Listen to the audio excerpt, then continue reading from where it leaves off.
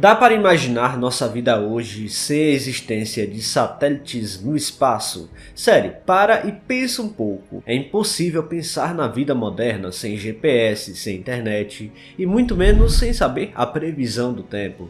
De fato, nos tornamos uma civilização espacial. Hoje em dia existe um laboratório imenso na órbita que permite os mais diversos experimentos que seriam pouco viáveis aqui na Terra. Mas como sabemos, é impossível ficar orbitando o planeta o tempo todo e de vez em quando uma correção orbital precisa ser feita. Felizmente, a NASA já fez registros incríveis desse tipo de coisa. No vídeo de hoje vamos conhecer o vídeo real de um satélite corrigindo sua órbita no espaço.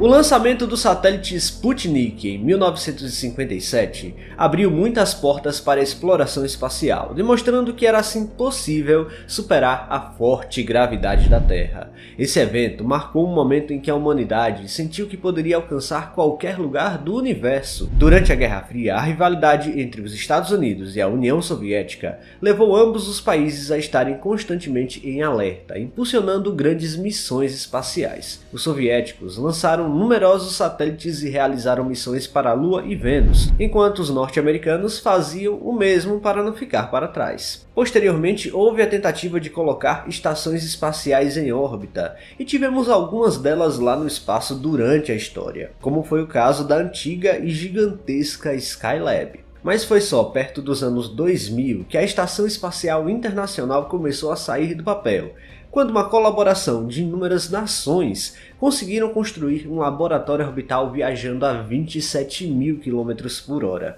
A estação espacial orbita a Terra no que conhecemos como órbita terrestre baixa, mais ou menos a 400 km de altitude, livre de quase completamente toda a atmosfera do planeta. Na realidade, se você considerar alguns fatores, não há necessariamente um ponto onde o espaço comece, apenas a atmosfera começa a ficar cada vez mais rarefeita à medida que vamos nos distanciando do planeta. Na realidade, há sinais de moléculas atmosféricas até mesmo na altitude da Lua, a cerca de 380.000 km a partir da superfície. Para alcançar uma altitude onde nossa atmosfera se torna incrivelmente rarefeita, um satélite precisa atingir a chamada linha de Kármán. Essa linha marca o limite imaginário que separa a atmosfera terrestre do espaço sideral, e está situada a aproximadamente 100 km de altitude. Atingir essa altitude é crucial porque a partir desse ponto é possível colocar objetos em órbita sem enfrentar a resistência significativa do ar. Isso facilita a manutenção das órbitas dos satélites e outros veículos espaciais.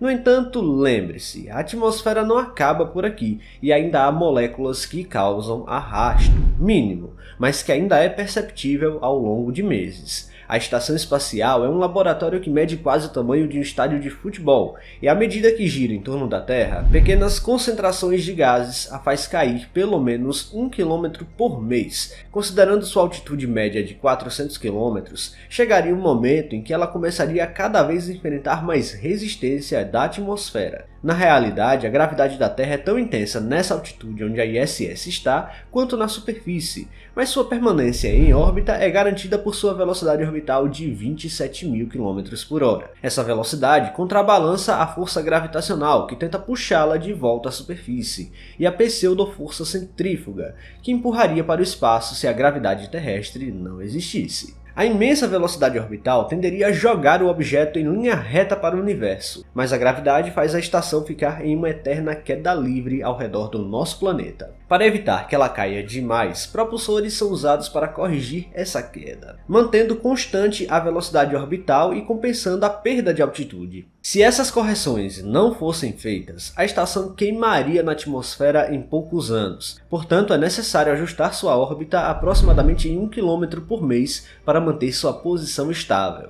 Mas como essa correção é feita? Os astronautas sentem na prática? A resposta é sim, sentem e já registraram em vídeo. Com uma massa de 430 toneladas em média, a estação precisa passar pelo que a NASA chama de reboot. Usando uma simples câmera fotográfica, o astronauta Jeff Williams demonstra a aceleração dentro da estação espacial durante uma correção orbital feita em meados de 2010. As imagens mostram como a câmera fica parada em relação às paredes da estação espacial, quando os propulsores do lado de fora expelem gás para o espaço e a estação sobe e o astronauta e a câmera ficam para trás. Um puro show da física da inércia. Como não há gravidade aparente, a câmera está livre no espaço, se deslocando junto com a estação. A ISS segue para frente graças à inércia, que é a tendência de um objeto em movimento a continuar em movimento a menos que uma força externa atue sobre ele. Nesse caso, a força atuante é o gás sendo expelido do lado de fora. Quando a estação espacial realiza uma correção orbital como essa, os propulsores são encarregados para aumentar sua velocidade e ajustar a sua trajetória. Durante essa correção, a ISS acelera momentaneamente. Agora imagine que uma câmera solta está flutuando dentro da ISS como mostra esse vídeo. Antes da correção orbital, a câmera e a estação compartilham a mesma velocidade orbital, mais ou menos 27.000 km/h.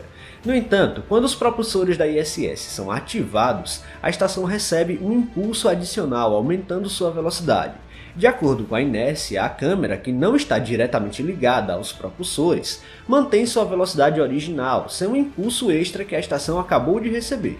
Essa diferença de velocidade faz com que a ISS pareça se mover para frente em relação à câmera, ou melhor, que a câmera pareça ficar para trás. Na realidade, a ISS está acelerando enquanto a câmera continua sua velocidade anterior. Esse é o princípio da inércia, onde um objeto em movimento continua na mesma velocidade a menos que uma força externa a modifique. É o mesmo que mantém a ISS em órbita com a Terra, a Lua em volta da Terra e a Terra em volta do Sol. Se essas correções orbitais não fossem realizadas, a ISS perderia sua velocidade devido ao atrito residual com a nossa atmosfera, eventualmente caindo de sua órbita. Assim, os propulsores compensam essa desaceleração natural, garantindo que a estação continue em sua trajetória orbital estável. É impressionante. Esse mesmo princípio é o que torna possível caminhadas espaciais a tais velocidades. Apesar de parecer um absurdo ver um astronauta à deriva aqui, o que mantém esse astronauta parado em relação à estação é justamente a forma como os dois se deslocam à mesma velocidade lá em cima.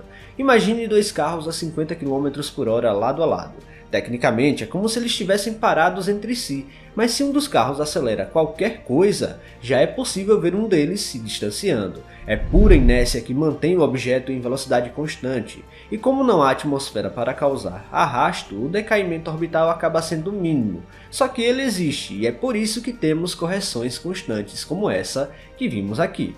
Enfim, é assim que correções orbitais ocorrem. Existe todo um dinamismo para que a estação não caia, mas também aquele equilíbrio entre sua velocidade e altitude orbital. É fascinante. Pessoal, se vocês gostaram deste vídeo, não se esqueçam de deixar o like aqui, que é muito importante. E se você não está inscrito aqui no canal ainda, convido você a apertar o botão inscrever-se aí embaixo. Até a próxima!